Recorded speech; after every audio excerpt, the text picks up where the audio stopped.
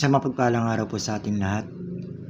Ngayon po ay Pebrero 26, Huwebes, unang linggo ng Kwaresma.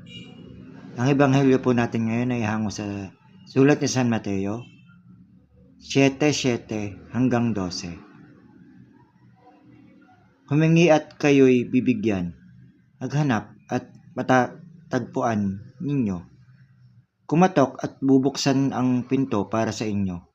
Talagang ang tumatanggap ang humihingi, nakakakita ang mga naghahanap, at pagbubuksan ng ang kumakatok.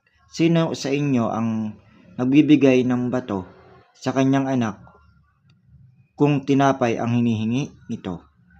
Sino ang magbibigay ng ahas kung isda ang hinihingi nito?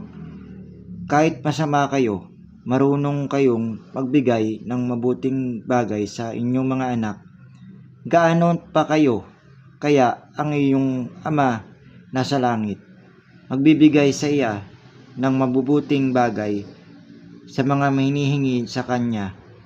Kaya gawin ninyo sa iba ang gusto ninyong gawin sa inyo. Ito ang nasa batas ng mga propeta. Ang salita ng Diyos.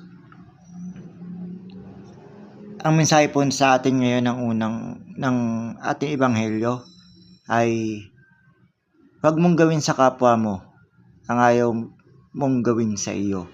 Gawin mo ang nararapat sa kapwa at pagmamahal ang ibigay at ibahagi sa kanila upang ibalik sa inyo ang pagmamahal na inyong kailangan sa pamumuhay sa araw-araw, kagaya ng itinuro ni Maria, ni Jose, at ni Jesus sa atin. Magmahalan kayo kagaya ng pagmamahal nila para sa ating lahat. Isang mapagpalang araw po sa ating lahat.